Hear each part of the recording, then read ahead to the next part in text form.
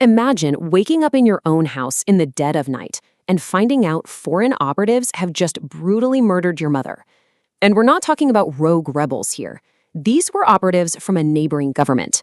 They broke into the palace, assassinated Queen Min, mutilated her, doused her in kerosene, and literally set her on fire. Welcome to the nightmare childhood of young Ichuk, the guy who would eventually become the absolute last emperor of Korea. And I need to stress this. This wasn't some abstract political maneuvering. She wasn't, metaphorically murdered or politically exiled. This was raw, horrifying physical violence right inside his own home.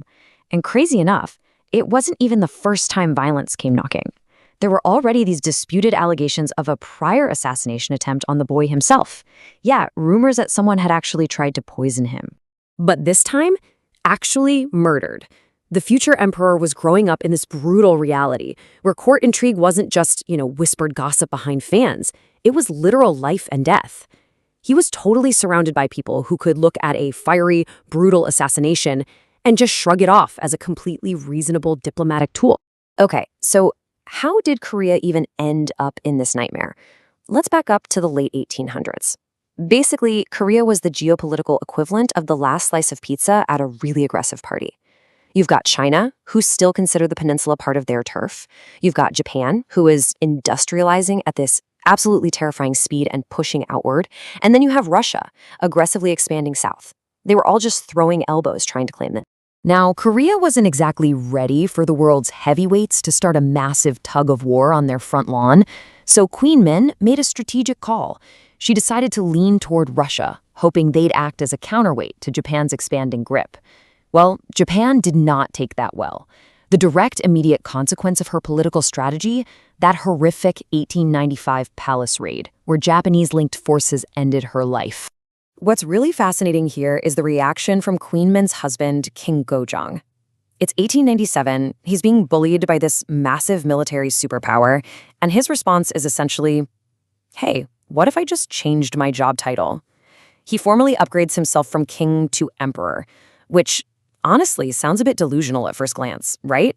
But it was actually this desperate, calculated move. He was trying to definitively tell the world, hey, Korea is a sovereign, independent empire, not some subordinate kingdom just waiting to be swallowed up. Sadly, the rebrand didn't stop the bleeding. The entire country just gets dismantled at breakneck speed.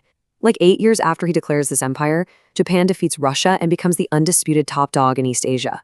Boom. 1905 hits, and they force Korea into the Yulsa Treaty. With literally one stroke of a pen, Korea is completely stripped of its control over its own foreign affairs.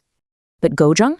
He absolutely refuses to accept this treaty as legitimate. So he launches into what plays out like a 1907 diplomatic spy thriller.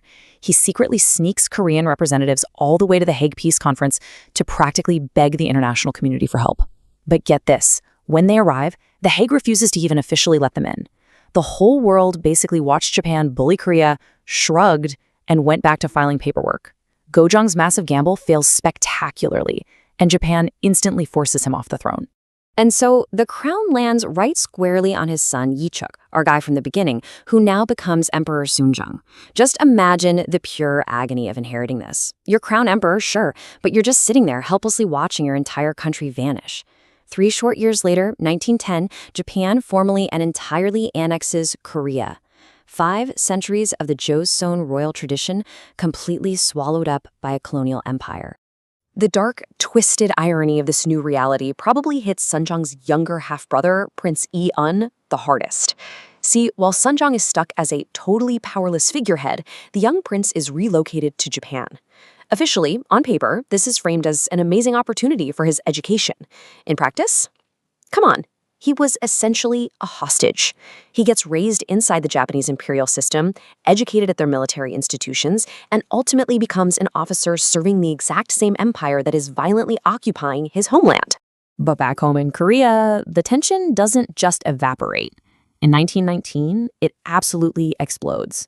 The March 1st movement erupts into these enormous, fiery, nationwide demonstrations against Japanese rule.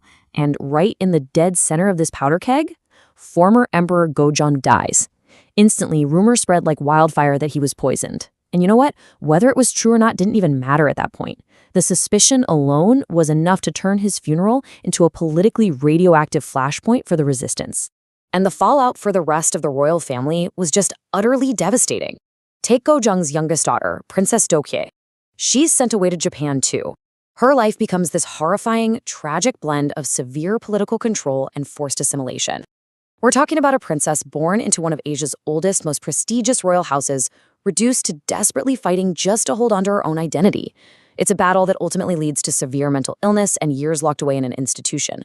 It's truly heartbreaking. This tragedy of forced assimilation hits basically every branch of the family tree. Another member, Prince Yi Woo, follows that same path of serving in the Japanese military. And by 1945, he finds himself stationed in a very specific city, Hiroshima. The historical tragedy converges on a single date, and the timing is just almost impossible to comprehend. It is August 6, 1945. Tick, tick, tick. An atomic bomb falls from the sky. A Korean prince, stripped of his kingdom, serving as a military officer for the nation that violently annexed his home, is killed by an American atomic weapon. History doesn't always write irony, but man, sometimes it commits to the bit with absolute devastation. Eventually, Japan loses the war. Korea is finally liberated. But the monarchy? It never comes back. The Korean Empire is well and truly finished. The royal family is entirely stripped of any remaining political power. They're scattered. Some die in exile. Others struggle immensely with trauma and mental illness, while the rest are forced to just quietly try and rebuild completely ordinary lives. They literally became a royal family with absolutely no kingdom. Fast forward all the way to 2005. Yuku, the last officially recognized head of the Korean imperial family, dies quietly in a Tokyo hotel room. He doesn't pass away in some sprawling palace. He doesn't leave behind a glittering throne. It's just a quiet, almost pathetic end to an empire, surrounded by the four walls of a standard-issue hotel room. It feels like the definitive end of the story, right? Except, actually, scratch that. It isn't. Because even today, descendants of the imperial family are still around, and competing branches have made some pretty aggressive claims about who rightfully represents the former royal house. Which leaves us with this truly bizarre, darkly comedic cliffhanger. If there's no Korean empire, no legal throne, no emperor, and absolutely no kingdom left to rule, what exactly are they fighting over? A ghost of a title? A family legacy? Or is this just the world's most complicated, high-stakes family argument? Because apparently, even long after the empire died, the succession drama absolutely refused to get the memo.